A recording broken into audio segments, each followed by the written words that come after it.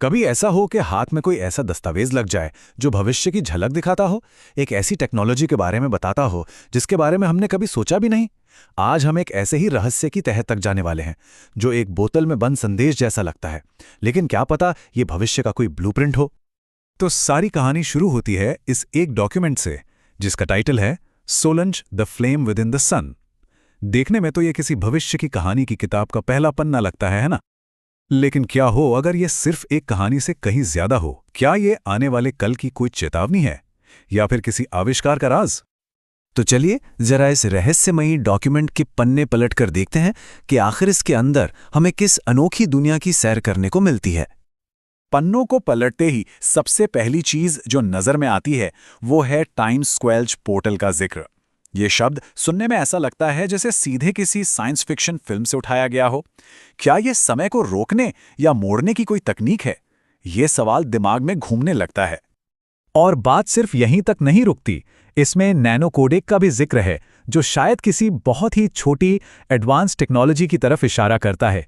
हो सकता है इंफॉर्मेशन को स्टोर करने का कोई फ्यूचर प्रूफ तरीका हो। ये सब कुछ बहुत ही रहस्यमयी और फ्यूचरिस्टिक लगता है।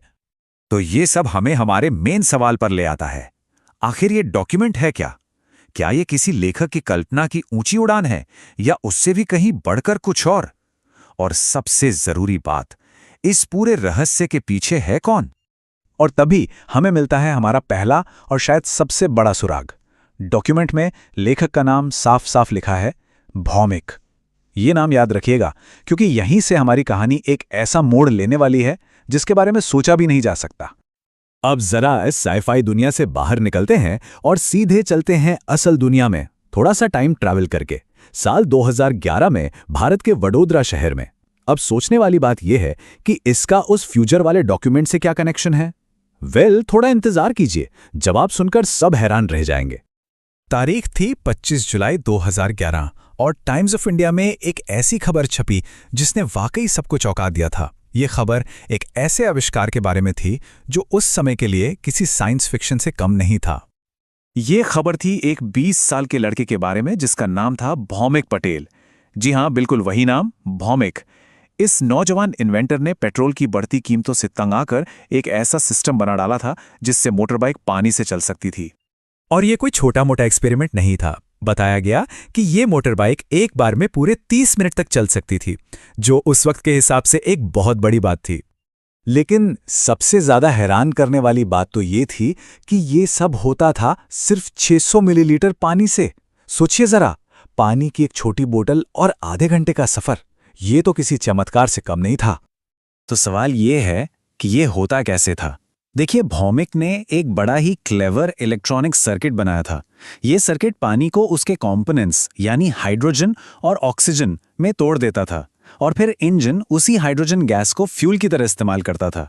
सिंपल, लेकिन कितना ब्रिलियंट।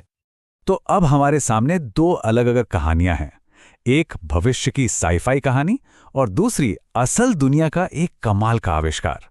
और इन दोनों को जोड़ने वाला धागा है एक ही नाम, भौमिक। क्या यह बस एक कोइंसिडेंस हो सकता है? चलिए इन दोनों किरदारों को जरा एक साथ रखकर देखते हैं।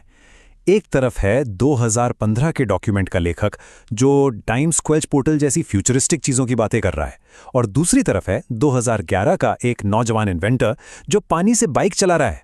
कितना अजीब है ना कि कैसे इमेजिनेशन और रियलिटी एक ही नाम के इर्द गिर्द घूम रही हैं। और जब भौमिक पटेल के बारे में और जानने की कोशिश की जाती है तो उनके क्रिएटिव दिमाग की एक और झलक मिलती है। उन्होंने खुद कहा था, मैं हमेशा ऐसे प्रयोगों को लेकर क्रेजी रहता था। यहां तक कि बचपन में उन्होंने एक ऐसा रेडियो बना लिया था जो घड़ी से पावर लेता था। इससे पता चलता है कि उनका दिमाग हमेशा कुछ अलग, कुछ हटकर सोचता था। एक और दिलचस्प बात यह है कि भौमिक पटेल अपने इस आविष्कार को लेकर काफी प्रोटेक्टिव थे। उन्हें डर था कि कोई उनका फॉर्मूला चुरा न ले, इसीलिए वो इसे भारत में नहीं बल्कि जर्मनी और जापान में पेटेंट करवाना चाहते थे। अब ये जो सीक्रेसी वाली बात है, ये हमें सोचने पर मजबूर करती है कि क्या वो और भी कोई राज अपने अंदर छिपाए हुए थे। ये सारी कड़ियां हमें एक बहुत ही दिलचस्प और सोचने पर मजबूर करने वाले सवाल पर लाकर खड़ा कर देती हैं। एक ऐसा सवाल जो साइंस और साइंस फिक्शन के बीच की दीवार को ही गिरा देता है। तो चलिए सब कुछ एक साथ रखकर देखते हैं। हमारे पास है 2011 की एक असली न्यूज रिपोर्ट है, दूसरी तरफ 2015 का एक रहस्यमयी साइफाई डॉक्यूमेंट है। दोनों को जोड़ने वाला नाम है भौमिक। एक कहानी है प्रैक्टिकल जीनियस की और दूसरी है एक हैरतअंगेज इमेजिनेशन की। ये पहेली आखिर है क्या? तो आखिरी सवाल यही है, क्या यह सब कुछ बस एक बड़ा इत्तेफाक है, या फिर हम एक ही ब्रिलियंट दिमाग के दो अलग अलग पहलू देख रहे हैं? एक वो जो असलियत में आविष्कार करता है, और दूसरा वो जो कल्पनाओं में भविष्य की दुनिया गढ़ता है। साइंस और कल्पना के बीच की ये जो धुंधली सी लकीर है, यही हमें सोचने पर मजबूर करती है कि आखिर सच क्या है और कल्पना क्या।